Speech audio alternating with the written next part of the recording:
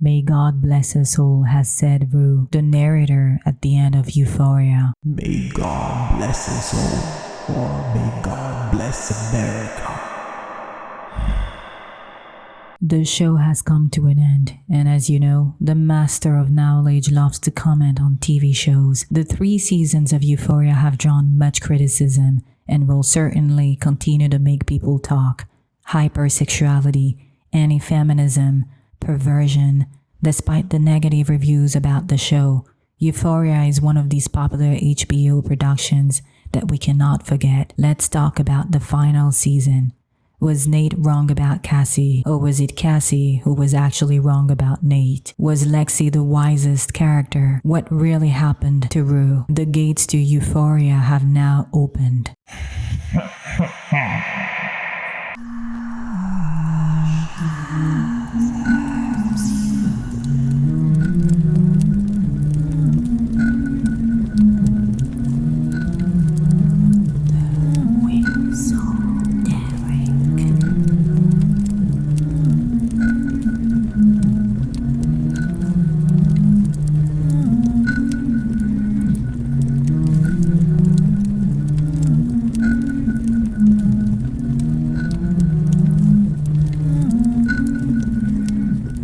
Euphoria creator Sam Levinson was right. Deciding that season 3 would take place years after high school was a sound choice. With time comes change, whether good or bad.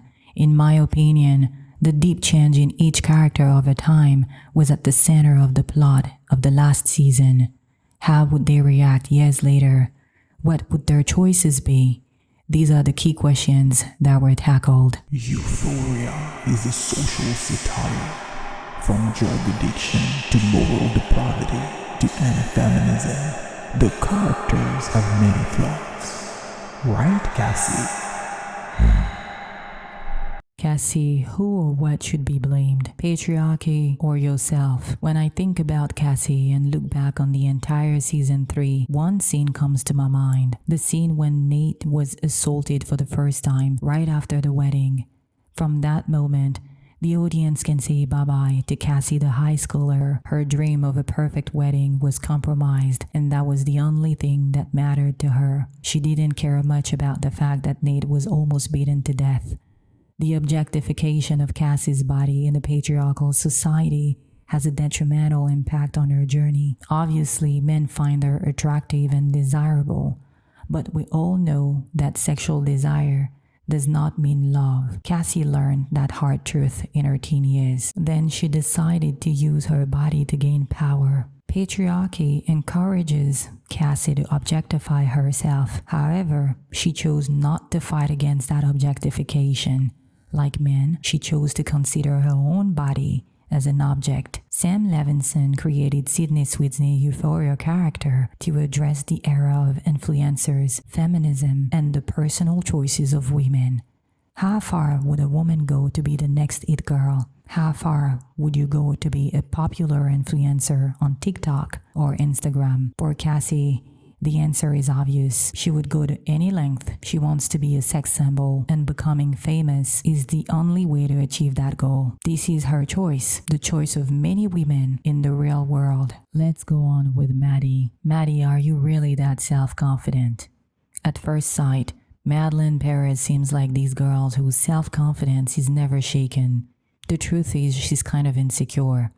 Her relationship with Nate already proved that she had insecurities, but they were glaringly obvious in season 3. She was in a dark place. She didn't progress professionally the way she wanted, so she pretended to be happy with her life. We barely recognized the Maddie of the 2 first seasons.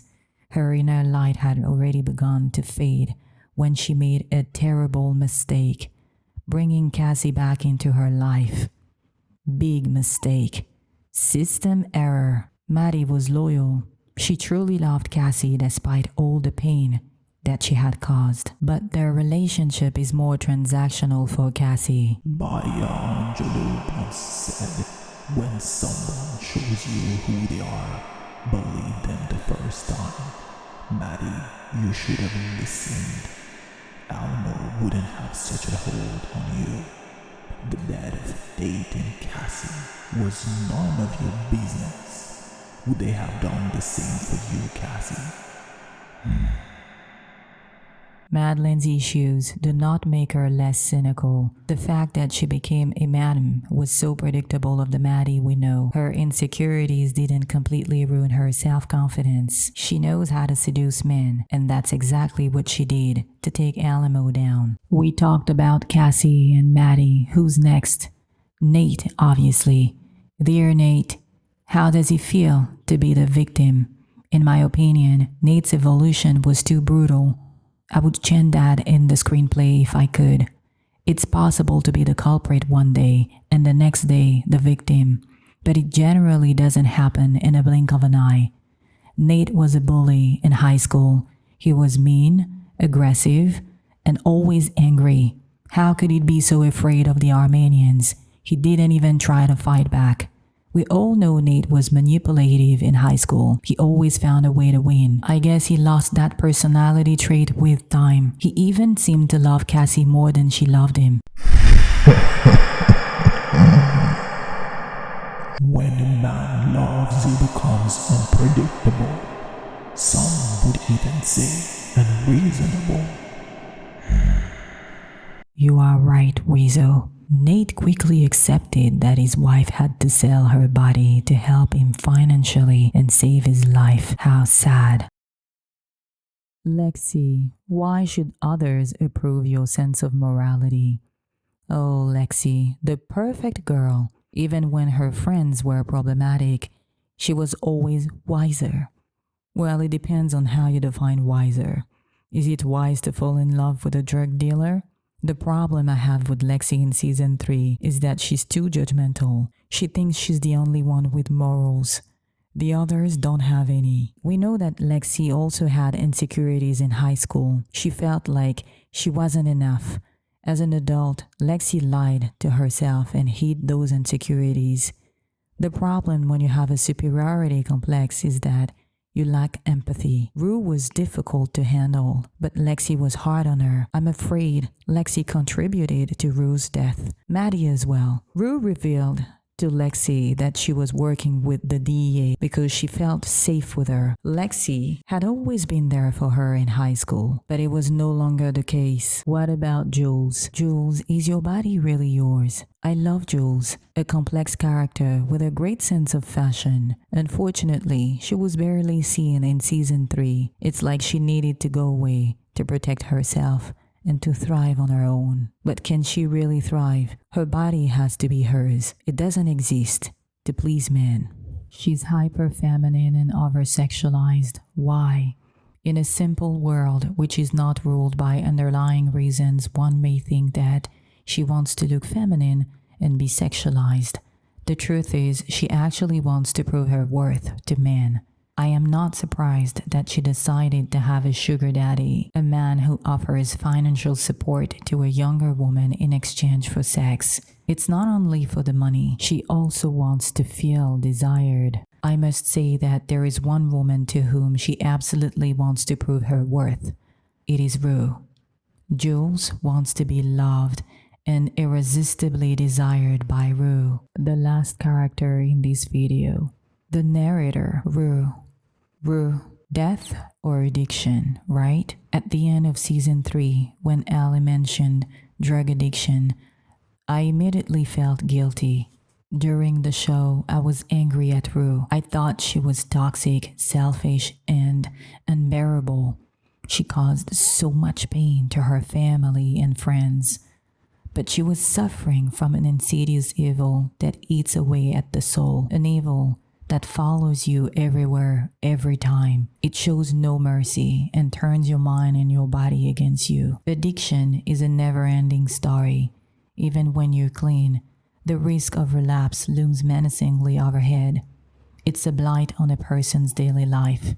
Addiction killed parts of Rue every day until nothing remained, like a devouring beast. In the last episode, the last day predictably happened.